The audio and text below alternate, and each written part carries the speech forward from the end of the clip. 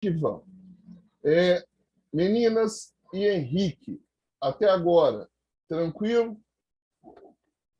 Tranquilo. Tranquilo. Vocês participavam mais. Vocês estão ficando muito calados nas nossas rodas de conversa aqui nessa construção de conhecimento. Vocês dão um jeito de participar mais. Então, senão eu vou ficar muito aborrecido quando a gente voltar de forma presencial, não vai ganhar bala, tá? Não vai ganhar bala e não vai ganhar pirulito na sala de aula pelas respostas dadas, hein? Eu estou Eu anotando tenho meu aqui. bombom, hein, professor? Rica, eu não esqueci não, parceiro. É, Serenata de amor ainda que eu prometi ainda. sei. A cabeça tá velha, mas a memória tá boa, fiote. O negócio aqui ainda tá funcionando direitinho ainda. Não esqueço, não. Tá? Vamos que vamos, enquanto a galera chega aí. Vamos dar continuidade. Então, a gente estava falando sobre essa questão que eu até falei com vocês. Eu sei que às vezes é um comentário que não contribui muito, mas é uma coisa da gente pensar nessa totalidade. Nessa totalidade. No que há de acontecer num futuro retorno, entre aspas, da nossa normalidade, com todas as questões relacionadas à nossa vida individual e à nossa vida coletiva. Então, a gente tem que usar o conhecimento para isso. E o conhecimento ele tende a ser algo construído ao longo de todo esse nosso processo. Eu coloquei para vocês aí esse quadro comparativo, né, porque fica até mais fácil de vocês compreendê-lo, tá? Na apostila, ele não tem lá na apostila, mas depois eu vou disponibilizar nos slides. São os tipos de conhecimento mais conhecidos, vamos falar assim, de uma fácil e de uma melhor compreensão, porque ao longo da nossa vida nós vamos perpassando alguns tipos de conhecimento. E esses tipos de conhecimento são eles os responsáveis por quem nós somos, ou por quem nós vamos nos tornar, ou por quem nós seremos. Tá? Então, esse quadro ele é bem simples mesmo. A gente tem o conhecimento mítico, que a gente vai ver isso num outro momento na filosofia, que é aquele conhecimento fruto aí de narrativas, muito próximo do conhecimento religioso, só que não tem nada a ver com fé. Né? É um conhecimento fruto de histórias e de tradições, as quais eram contadas e transmitidas de geração em geração para satisfazer as curiosidades das pessoas. Tá? Um exemplo disso vamos lá, Zeus, né? O deus do Olimpo. Se começasse a trovejar grandes relâmpagos, fortes relâmpagos e clarões, se pensava que isso era uma reação de Zeus em relação ao povo que não estava devidamente manifestando sua devoção a ele. Então, quando a gente pega no tipo de conhecimento mítico, a gente vai ver muita narrativa. É crença, de fato, em determinadas coisas e situações onde elas eram transmitidas, repassadas, de geração em geração, de boca em boca, para acalmar as dúvidas e as questões relacionadas ao povo. Aí a gente tem a forma de aquisição, que eram as narrativas, que eu acabei de falar. O que validava esse conhecimento era a tradição, de fato, de geração em geração, de pai para filho, de filho para filho, e aí vai. Quem transmitia isso, a gente chama na filosofia de poetas rapsodos. Era aquele cara que a população acreditava que era o predestinado pelos deuses a ser o elo, a ponte entre toda a comunicação dos deuses e a população. Era como se fosse um profeta.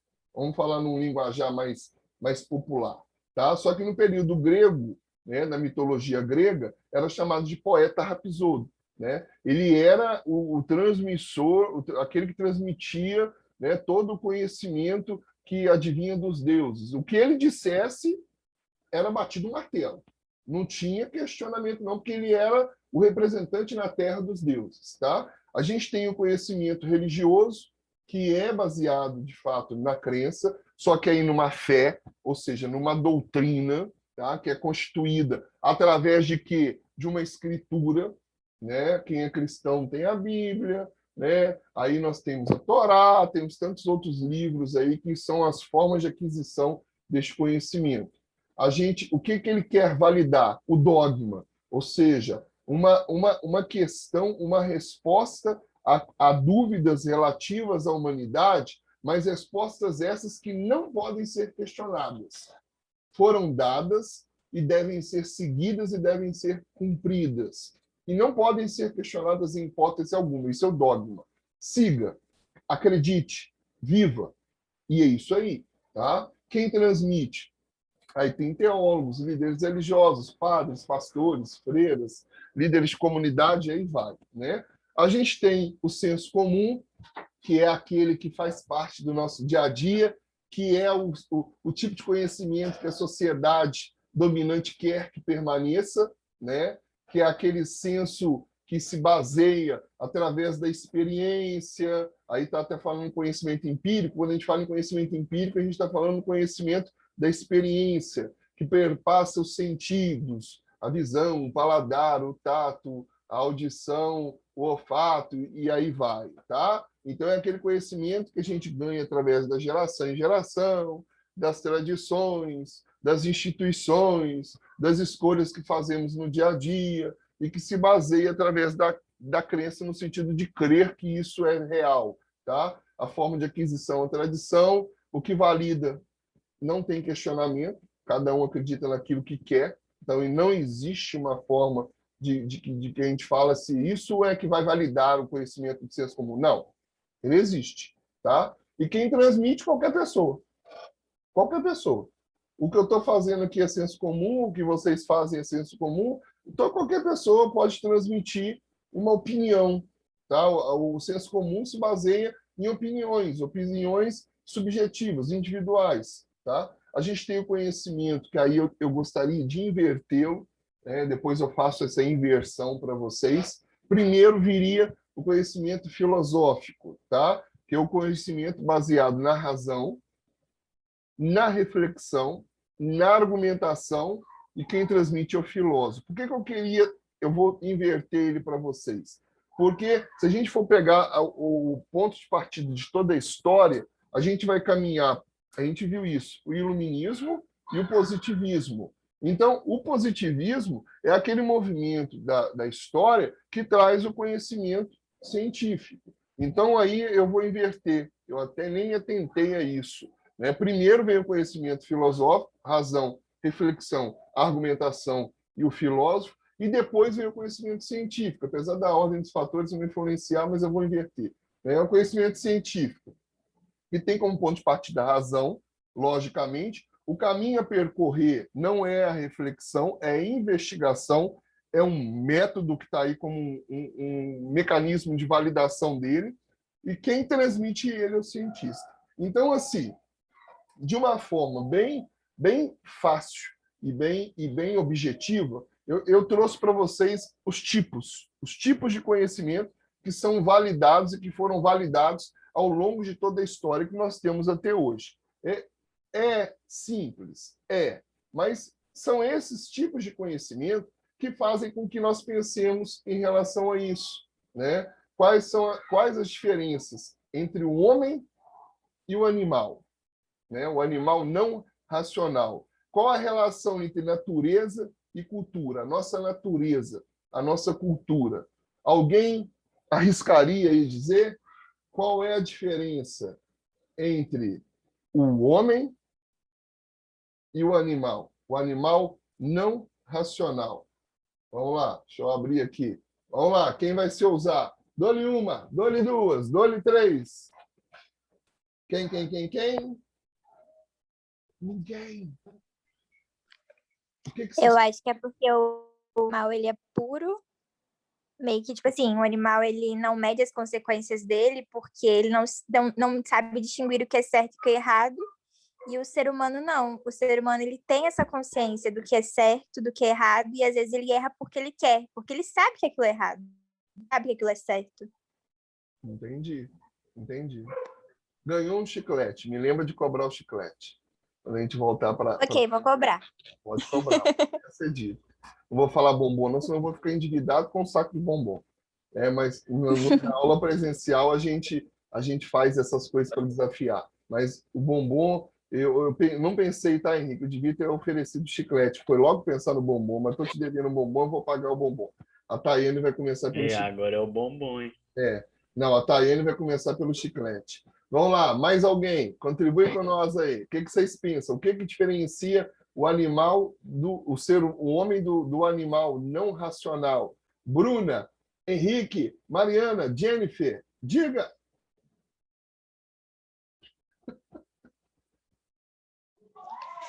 O homem ele é responsável pelas próprias escolhas, né? E às vezes ele não quer se responsabilizar, ele quer jogar a culpa no outro. Ah, eu fiz isso, mas foi fulano que me induziu. Às vezes o animal não, o animal às vezes ele está, às vezes não, né? Na maioria das vezes ele está sob o nosso domínio e quando eles fazem algo, a gente quer culpar um terceiro, entendeu? É igual quando acontece, por exemplo, igual aquele ditado, o cachorro entra na igreja porque a porta está aberta. Então, às vezes, se eu crio um animal, né? Por exemplo, eu tenho um cachorro que é da minha posse. Se o cachorro, ele, por exemplo, ele passa fome, naturalmente ele vai fugir e matar as galinhas do vizinho. A culpa é da galinha do vizinho que passou na frente do cachorro, a culpa é do cachorro que fugiu? Não, a culpa é minha que não alimentei o meu animal. Não é verdade? Agora, se o animal, tipo assim, qualquer coisa que acontece, é responsabilidade do dono. Mas a gente não quer admitir. Ah, o meu cachorro mordeu em você, te atacou. A culpa é sua que passou na frente do cachorro. A culpa não é minha que deixa o meu cachorro solto na rua, assim, que ele tem acesso a todo mundo que passa na rua. Interessante a visão. A sua visão e a visão da Tayane é muito interessante. Mais alguém? Ganhou um chiclete, Mariana. Tá? Vou cobrar. Pode cobrar. Eu tô anotando já o que eu estou devendo, para não esquecer. Mais alguém? Vocês conseguem perceber que talvez existe uma distinção clara e objetiva disso, dentro de tudo que vocês falaram, Mariana, Tayane aí, né? Que o ser humano, a natureza do ser humano é agir através da reflexão. Deveria, né? Através do pensamento, através do intelectualizar a situação. E que o animal, ele na sua maioria, ou na sua grande porcentagem de ser, ele age por instinto. Vocês conseguem ter essa percepção de que, por exemplo, né, a flor nasce flor e vai morrer flor, né? O cachorro, ele nasce cachorro e ele vai morrer cachorro. Agora, o ser humano, a gente nasce de uma forma, a gente vai morrer ser humano, logicamente, mas a gente transforma as possibilidades que ele tem em meados a uma relação, à sua cultura, à sua natureza.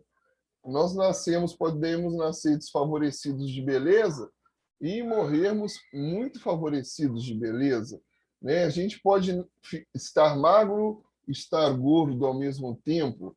Você pode hoje nascer com um direcionamento de orientação sexual e mudar o seu direcionamento de orientação sexual. Então, eu acho que isso a gente tem que ter consciência de que o ser humano, né, ele tem em si a possibilidade de fazer com que mudanças aconteçam. Mudanças de fato aconteçam. O animal não racional ou não inanimado, ele nasceu assim, vai crescer assim e vai morrer assim. Ele vai agir através do seu instinto. É o que uma vez eu brinquei com vocês, e a Mariana também está falando aí, né? Se você passa diante de uma cobra, de uma serpente, instintivamente, o simples fato de você, mas eu só passei. Você passou, ela vai sentir aquilo como uma ameaça. Então, a defesa dela é te atacar. Então, quer dizer, nós não somos assim, ou não deveríamos ser assim. Nós não somos determinados, ou não deveríamos ser.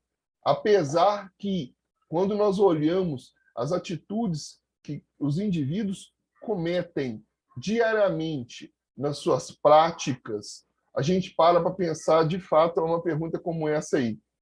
O ser humano é livre ou a gente é determinado? Somos determinados pelas nossas paixões, pelas nossas emoções, pelos nossos sentimentos? Ou a gente é livre e determinado pela nossa razão e pela nossa reflexão? Porque falar de liberdade, como vocês estão vendo aí, não é falar desse conceito construído aí pelo senso comum, a pessoa tem direito de ir e vir. Não, quando a gente fala em liberdade, a gente está falando nessas definições que eu coloquei para vocês aí, ó. É o auto se determinar, é controlar os seus próprios instintos, é buscar ultrapassar aquilo que lhe foi dado através da sua natureza, é vencer todos os obstáculos que a vida, que a sociedade e que as pessoas vão colocar diante de você para que você não alcance os seus objetivos. É isso. Quantos de vocês já não ouviram, né, situações como, né, estudar na pandemia, gastar dinheiro no cursinho para quê? Nem sabe como é que vai ser, se vai ter Enem, se não vai ter. Vocês já devem ter ouvido isso, né? Gastar dinheiro com isso para quê? Mariana, me desculpa dar o teu exemplo. Quantas vezes você já não ouviu, talvez, alguém falar assim, para que, Mariana? Fazer faculdade? Você já está trabalhando, você já tem o seu. Fazer faculdade para quê? Você não já ouviu isso? Ou coisa pior? Geralmente o que eu escuto mais é por que você não fez uma faculdade quando você tinha os 18 anos, os 19 anos. Também. Outro E exemplo. aí, quando você fala assim, agora eu quero fazer, mas agora está tarde, agora não compensa, agora você já perdeu o seu tempo, agora não está na hora. E a Aí, gente... uma vez falaram comigo assim, que eu não estava na idade de fazer determinada coisa. Eu falei, eu estou na idade de fazer o que eu quero, e não o que os outros falam que eu tenho que fazer. Que isso sirva para os mais jovens também, tá, pessoal? Conselho da tia. A escolha é nossa. A escolha é nossa. Jennifer, aposto que já te perguntaram também. Se eu não me engano, é você que já fez uma graduação, não é, Jennifer? Eu já, professor.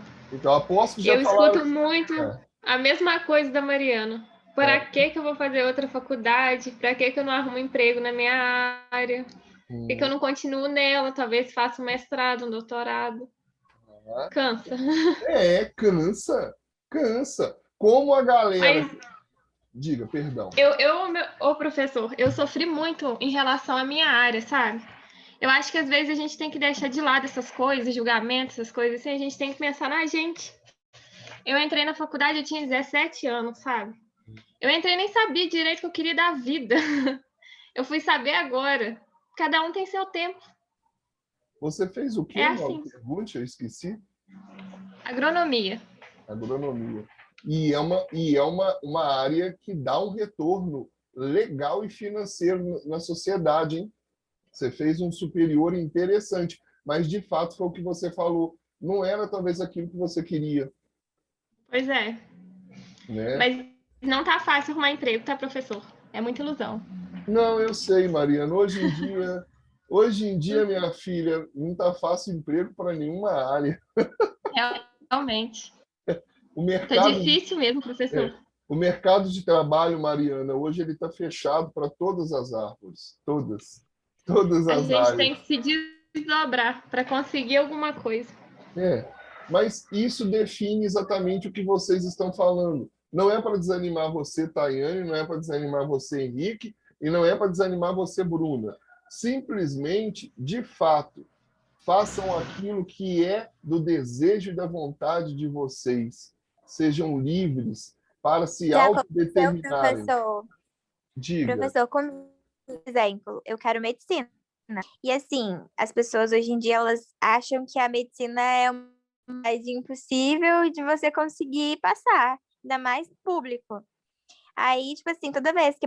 Hoje em dia, eu prefiro nem fazer. Minha mãe mesma fala que a gente consegue as coisas na nossa vida no silêncio. É melhor a gente não falar. Porque, sério, tanto de gente falava, nossa, é impossível, é muito ponto, você não vai conseguir. Aí, hoje em dia, eu não tô nem aí. Antes eu ligava muito, eu tinha muito medo de não conseguir passar. Mas professor, Diga, falar Bruna. uma coisa que eu acho que ninguém sabe, né? Eu também já fiz faculdade, já fiz 2 especializações, e Ixi, Tayane, eu também quero medicina, mas na época eu não podia continuar o cursinho, então eu sou dentista. Sou que legal. dentista, tenho 2 especializações, mas não é o que eu quero. Não que eu não goste, gosto muito, mas o meu sonho também é a medicina, então. E já ouvi muito disso daí que todo mundo tá falando aí. Muito, muito. Até hoje escuto na minha casa, escuto no meu trabalho. E é isso daí. Que legal. Mas não desanima, não.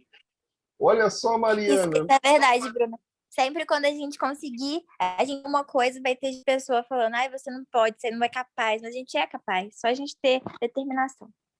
Com Com certeza. certeza, concordo exatamente com você. Poder de fala e poder de prática. Eu falo que nessa vida, galera, o que nós vamos mais encontrar são pessoas para falarem que nós não somos capazes e que não é possível. Vocês vão encontrar a vida inteira pessoas dessa forma, de dentro de casa e de fora de casa, mas o que requer de vocês é acreditar. Aí está o verdadeiro papel da liberdade do indivíduo. Mas que legal. Bruno, então você também já tem uma graduação, você já trabalha na área. Então, Mariana, você não está tão sozinha assim, não, nem a Jennifer. Olha só, tem uma parceira aí da área também, né, de longa caminhada. Que legal, que legal. Né? Faz um desconto para nós no tratamento dentário lá, tá, Bruna? Por Oh, favor. com certeza. Augusto, Diga. esse conselho vai para a Bruna. Quando alguém vier falar com ela que ela está perdendo tempo, que ela tem que seguir na área, alguma coisa do tipo, ela deve responder assim: faz um favor para mim, abre a boca para falar comigo quando você estiver no meu consultório, sendo examinado. Fora isso, mantenha a boca fechada. Adorei. Porque tem Só gente manter quieto quando eu estiver atendendo. É isso aí. Abre a boca no meu consultório. Fora dessa situação, pode ficar caladinha. Mariana, você tem as melhores ideias. Eu adoro. Ô, Mariana, essa eu não ainda não havia passado pela minha cabeça. Não, na hora que ela começou a falar que ela é dentista especializada, eu pensei a mesma coisa. Gente, abre a boca na hora da consulta, o resto fica calado. Mariana, Mariana, tu já está no caminho certo de psicologia. Mariana, não volte atrás, por favor. Mas é isso aí. Olha que legal. Eu falo que todos nós temos o que compartilhar e o que dizer. Isso é magnífico. Eu digo que, apesar da diferença de idade, talvez que esteja entre nós, né? Alguns mais, alguns menos, a diferença de experiência que temos, cada um carrega consigo um diferencial de conhecimento. E é isso, de fato, que faz com que aconteça isso que a gente está vendo aí. Né? Nos faça perceber que nós somos capazes de ir contra, né, toda forma de instinto, de paixão, de sentimentos que nos impedem de alcançar e almejar um desejo verdadeiro, que é a realização do nosso sonho. E não tem idade para isso, e não tem momento para isso. O momento é você que vai definir. Isso é a liberdade. Porque já dizia aí, né, o grande pensador renascentista Pico della Mirandola, o maior representante do humanismo, né? O verdadeiro milagre, olha aí a ideia dele, se encontra enquanto os outros seres nascem com a essência predeterminada, sendo que ontologicamente, ou seja, onto é ser, logicamente estudo do ser, são obrigados a cumprir aquilo que a natureza determinou pela vontade própria, mas nós, enquanto seres humanos, somos os únicos responsáveis por nós mesmos. Então, é um milagre a gente imaginar que nós, seres humanos, nós podemos definir e construir os nossos próprios caminhos que serão dolorosos, que encontraremos pessoas que, como vocês bem disseram, né, que vão, de fato, fazer com que nós desacreditemos no nosso potencial, na nossa capacidade de fazer escolhas, na nossa capacidade de alcançar nossos objetivos, os nossos sonhos, mas a gente tem que acreditar. É o que eu sempre brigo com a galera. Eu falo que a gente nunca pode deixar de sonhar, a gente nunca pode deixar de acreditar, a gente nunca pode permitir com que pessoas peguem nas nossas mãos e escrevam a história que é nossa. A história dessa vida é minha, é sua, é nossa. Cada um tem o seu tempo de escrever a sua história. A gente pode estar refazendo a história? Sim. Né? A Bruna está refazendo, a Mariana está refazendo, a Jennifer está refazendo a sua história, né? A Tayane e o Henrique estão começando uma nova história na vida de vocês, mas está todo mundo construindo uma nova história. E é isso que é o mais importante, porque a gente não é determinado, nem biologicamente falando, nem instintivamente falando. A gente não pode se permitir ser determinado por instinto, por desejo, por vontade, por emoção, por tradição, por crença, por nada pode determinar aquilo que cabe a nós pensarmos de fato em relação a essa liberdade de tomada de decisão. Porque aí fica a pergunta. Ela é simples, sim ou não, eu prefiro não responder. Vocês acreditam que nós somos de fato livres ou a gente vive um falso livre-arbítrio? Espera aí que eu vou compartilhar com vocês lá a pergunta dentro do aplicativo de interação. Pensa, eu acho que essa pergunta é a mais tranquila de se responder.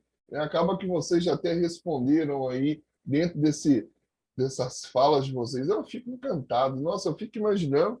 Atuem dessa forma, pratiquem dessa forma, vivam dessa forma mesmo, com muita autenticidade, né?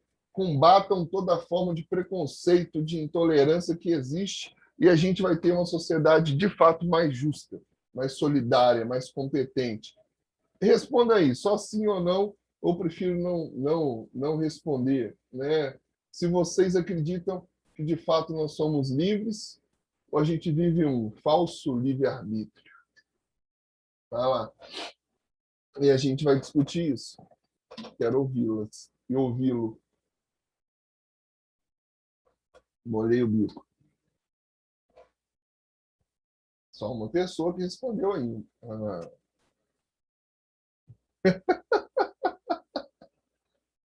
Eu acho que está faltando alguém. Eu acho, não sei. Aí, eu acho que agora foi. É páreo duro, hein? Páreo duro, cambada. Páreo duro. A gente está aí, vamos fazer igual o pessoal brinca nos jornais, uma pequena porcentagem de erro para mais, uma pequena porcentagem de erro para menos. Estamos dentro de um nível muito, muito próximo. Por quê? Já pararam para pensar? 2 disseram que somos de fato livres. 3 disseram que nós vivemos um falso livre-arbítrio. E aí? Qual é a opinião de vocês a respeito disso? Levando em consideração que cada um tem a sua. Isso aí, independente, a gente tem que aprender, como dizia um grande amigo meu, né? Nós temos que, por mais que não concordemos, a gente tem que respeitar as opiniões. Isso sempre é muito válido. O que vocês pensam a respeito disso? Vai lá. Quem vai arriscar dizer? Tayane. Então, eu acho que se a gente fosse de fato, a gente teria o livre-arbítrio para escolher, né? Por exemplo, a religião, o gênero, que a gente quer seguir, a opinião política, as pessoas não fariam o famoso bullying com a gente por conta disso. Se a gente fosse de fato livre, hoje não existe homofobia, não existe racismo, entendeu? Intolerância religiosa. Então, se a gente fosse livre de verdade, então respeitaria a opinião do outro, entendeu? Não teria essa divergência. Entendi. Então, eu acredito que a gente vive esse livre-arbítrio. Entendi. Então, você acredita no falso livre-arbítrio? Sim. Entendi. Mais alguém? Professor, Diga, Mariana. eu vou contestar a opinião da Tayane. Fique à vontade. Então, eu acho o seguinte, nós temos sim o livre-arbítrio. A prova disso é justamente o que ela falou, o bullying.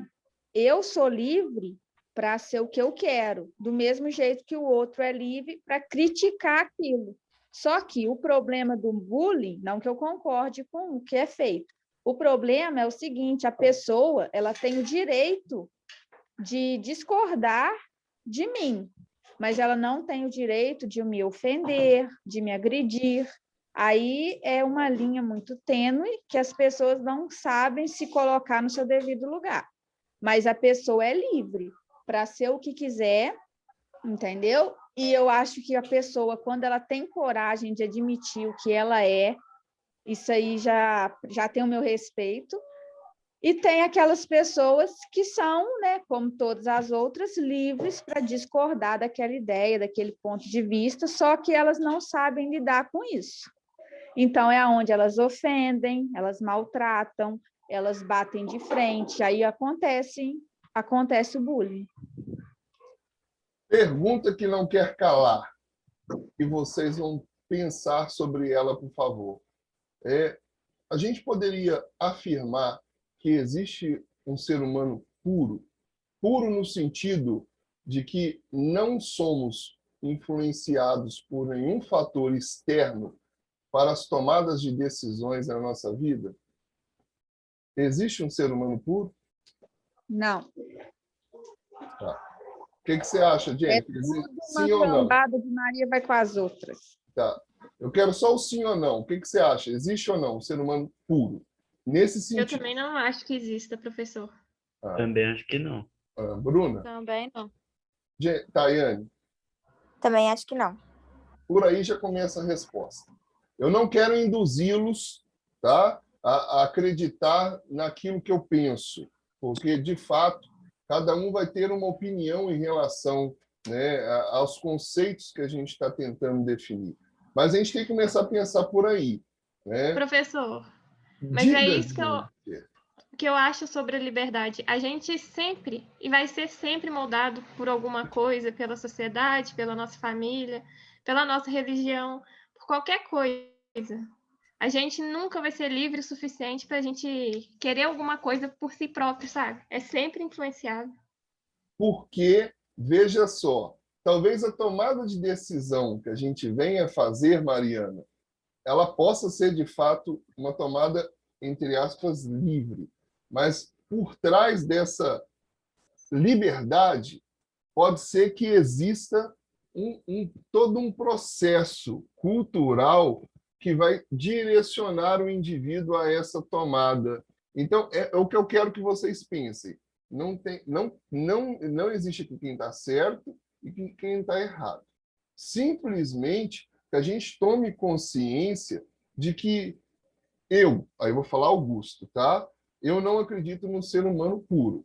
Um ser humano que, em todas as suas tomadas de decisão, ele esteja fazendo isso porque ele veja sentido nisso, tá? Ele veja sentido, ele está fazendo, ele é consciente, tá, Mariana? Ele é consciente do que ele está fazendo, do bem, do mal, do certo, do errado, ele é consciente. Mas a gente tem que perceber até que ponto as nossas tomadas de decisão também, não existe algo por trás disso. Vou dar um exemplo simples para vocês. Vocês optaram pelo cargo aí, cargo não, desculpa, cargo é profissão, né? Pela orientação vocacional de vocês em relação a uma profissão dentro do mundo acadêmico, baseado em quê? Vamos ser bem sinceros. Em quê? O que baseou vocês a procurarem, definirem a escolha de vocês? Foi de livre espontânea vontade ou partiu de alguma coisa? É isso que eu estava pensando agora.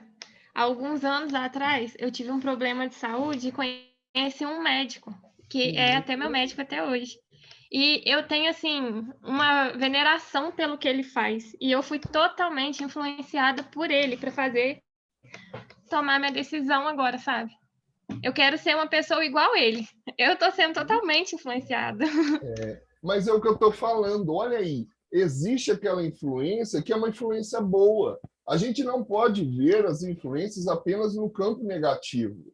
Mas, de fato, é isso que eu queria provocar em vocês. Mariana, você quer ser uma psicóloga por quê? Minha mãe está respondendo aqui que não, o senhor não vai querer. Vou sim. Eu estou aqui para escutar. Fala com a sua mãe que ela pode participar da aula também. É sempre muito bem-vinda. Não, dá confiança não, professor. Dá confiança não, que é pior.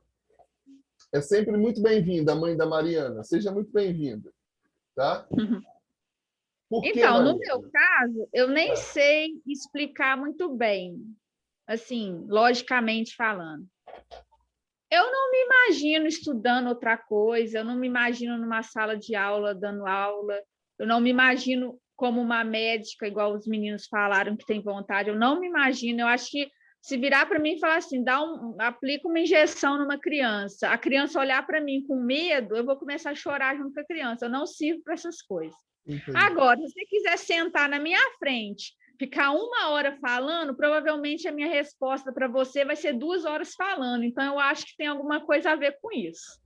Entendi. Eu gosto de falar, gosto de escutar. Eu acho que na hora que sentar assim, vai dar certo. Entendi. Sentar na minha frente e começar a falar, eu acho que eu vou ter alguma coisa para responder para a pessoa. Mas existe uma motivação por trás disso. Você pode ter certeza. Talvez você não tenha consciência dela agora, mas existe. Mesmo que seja a motivação de escutar o outro. Existe uma motivação. Olha aí. Henrique, qual a sua motivação? Minha motivação foi meu tio, que trabalha nessa área hoje, é formado também. E foi por ele, por ver ele fazendo e gostar, Isso me aí. identificar. Bruna, qual a sua motivação? Apesar que você já falou, acho que você já falou, né? Eu acho que a minha motivação é cuidar, falar a verdade. Não que eu não esteja cuidando, não que eu não esteja na área da saúde, mas não dessa maneira. Entendo e compreendo. Tayane, qual a sua motivação? Então, desde quando eu era pequena, eu sempre vi o médico como se fosse um salvador, como se fosse algo supremo, sabe? Entendo. Então, minha primeira boneca, né, quando eu tinha 1 aninho, foi aquela bonequinha que cuida, que tem os instrumentos de medicina. Sim. Então, desde então, eu sempre tive esse amor pela profissão, porque eu sempre vi o médico como um ser supremo, sabe?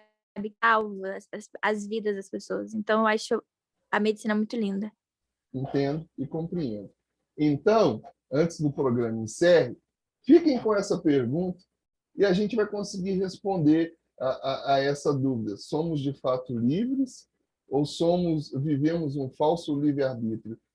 Isso é uma pergunta, por isso que eu indaguei todos vocês, para que de fato a gente pense, né? Até que ponto nós somos livres e até que ponto não existe algo por trás que direciona as nossas escolhas. Povo bonito, antes que encerra, tá? Bom final de semana para vocês. Fiquem com Deus. Foi um prazer enorme ficar com vocês esses 2 momentos, tá? Bruna, seja muito bem-vinda à turma e a gente se encontra quinta-feira que vem novamente, tá? Precisando, chama no Zap, beleza? Tchau, tchau. Tchau, Tchau, gente. Tchau, professor. Boa noite. Boa Boa noite, noite. professor. Tchau para vocês, galera. Um abraço. Tchau, tchau. Até mais.